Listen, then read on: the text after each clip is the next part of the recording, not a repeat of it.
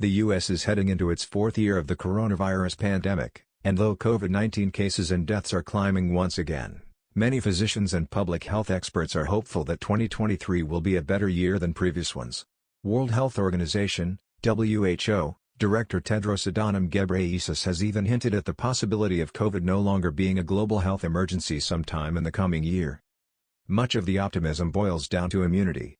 At this point in the pandemic, most Americans, about 70%, have the primary series of vaccinations, plus many are boosted, and the majority have had COVID, some multiple times. And those things do offer some protection, says Preeti Malani, MD, Professor of Medicine in the Division of Infectious Diseases at University of Michigan Health.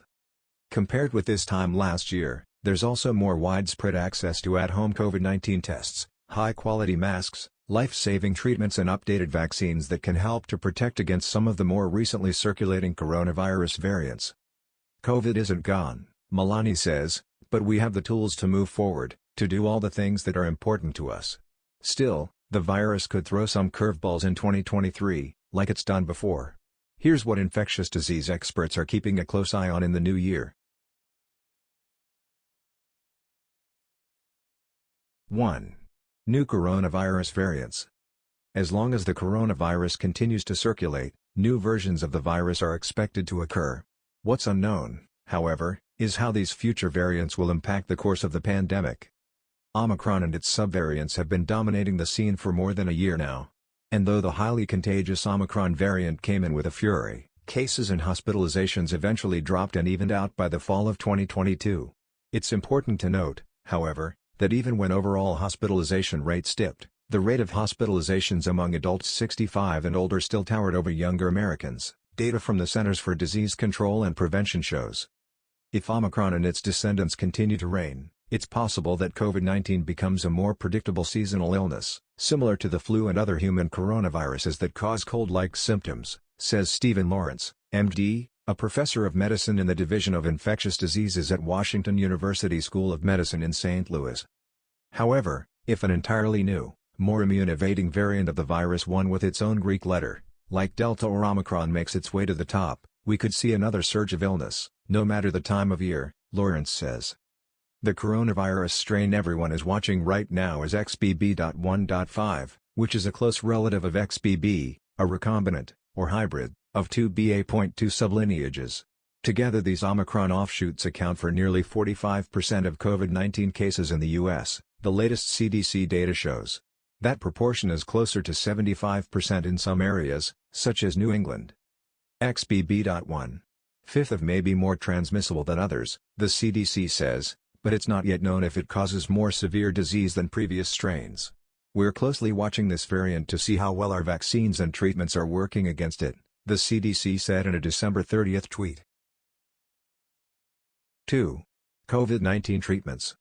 The Food and Drug Administration, FDA, recently shortened its list of treatments available to fight COVID-19, knocking off the last monoclonal antibody, betalovimab, because it is not expected to neutralize Omicron subvariants BQ.1 and BQ.1.1, which together account for a significant share of infections in the U.S. Research suggests it's also no match for XBB.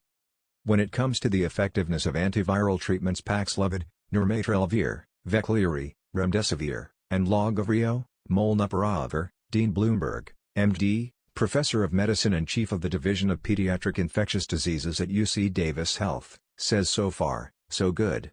But, he adds, there's always the risk that there could be development of resistance to any of the antivirals that are used, which is why others are in the pipeline.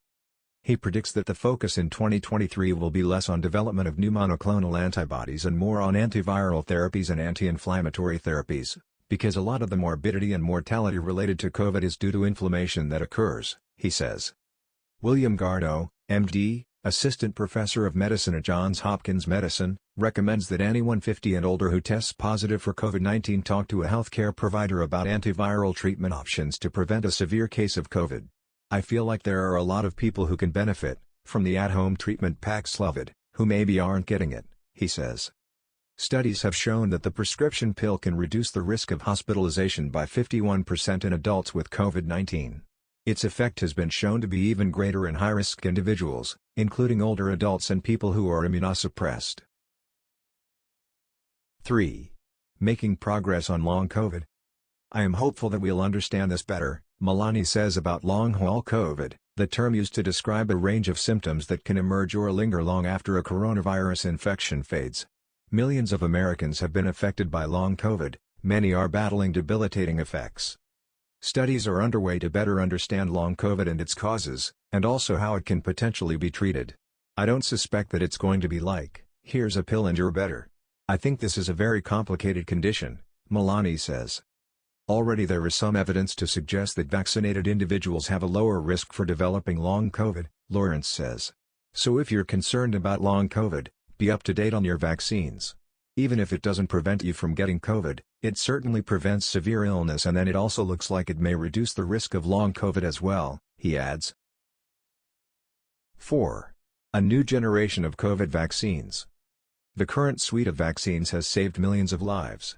In fact, a recent report from the Commonwealth Fund says that the shots have prevented more than 18.5 million additional hospitalizations and 3.2 million additional deaths. Still, some public health experts say a new generation of vaccines is needed for more durable protection against both severe illness and infection across a wide range of potential variants. That could have a really dramatic impact on transmission, Bloomberg says. It's unlikely we'll see these new vaccines in 2023, but they could be here soon, as research is already underway. There are several promising candidates, he adds. 5. Combating COVID fatigue. In the meantime, there are new versions of the Pfizer-BioNTech and Moderna COVID-19 vaccines that target some of the more recently circulating coronavirus variants and can significantly reduce people's risk of hospitalization, recent studies show. These so-called bivalent vaccines have been available to adults in the U.S. since early September, but only about 17% of adults have gotten one, CDC data shows. Just over one-third of adults 65 and older have received an updated booster. UC Davis Health's Bloomberg blames COVID fatigue for the less-than-ideal uptake and says what we need to keep an eye on is the level of COVID fatigue that's out there as we enter our fourth pandemic year. I would encourage people to pay attention and to realize that COVID is still a danger, he says. To help lessen the danger, health officials are recommending that Americans stay up to date on their COVID-19 vaccines, mask up in crowded indoor settings and avoid poorly ventilated spaces, and improve ventilation when inside. Also, if you do get COVID-19, make sure you ask about treatment options.